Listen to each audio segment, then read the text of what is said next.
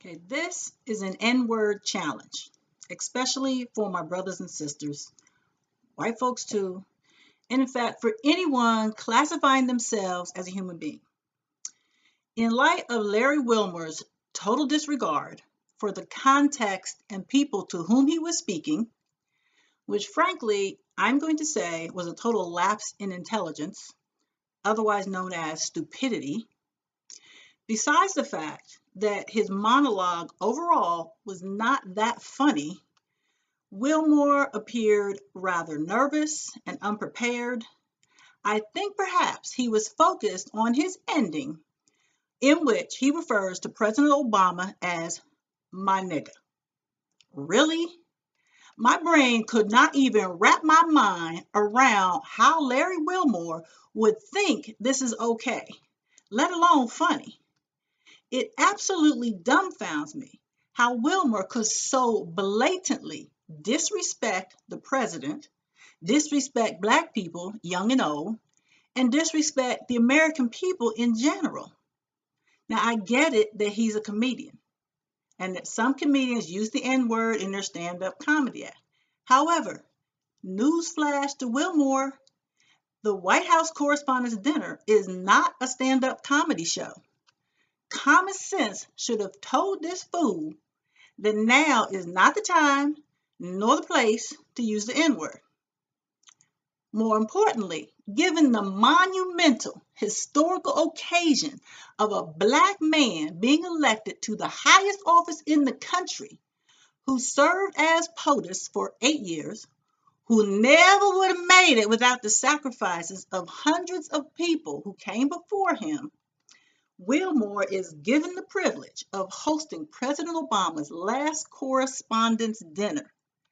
This was an opportunity to end with pride and uplifting, to perpetuate the swag and cool that is representative of President Obama. Instead, Wilmore takes the opportunity to degrade not only the man who has been POTUS for 8 years, but he demeans the honor and significance of a Black man being President of the United States.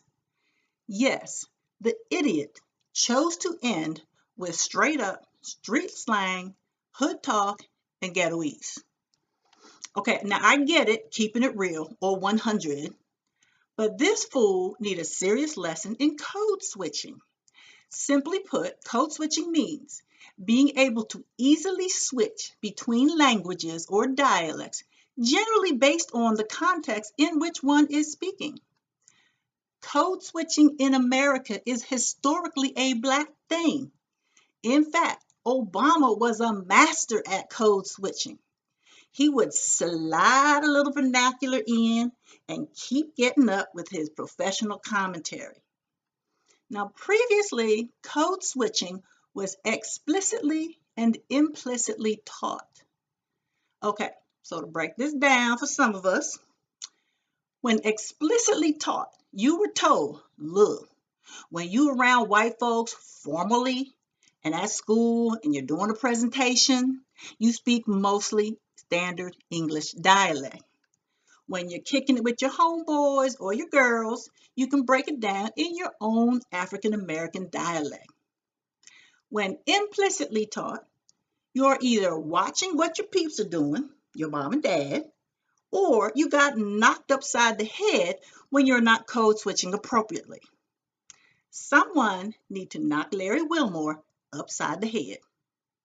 Now, I'm here to tell you, do not follow his example. In fact, back to my challenge. I am challenging my brothers and sisters, white folks too, and anyone that classifies themselves as a human being, to go 1 week without using any variation of the N word. I know some of you like to say, I didn't say nigger, I said nigga. Well, that's BS.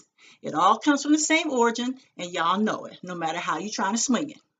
So, to help y'all out, you can say the following and refrain from using the N word. Larry Wilmore, please take note. You did it, my man. You did it, bruh, bro, brother. My homie, you down. You did it, cuz. You know how we do. Everyone is our cuz.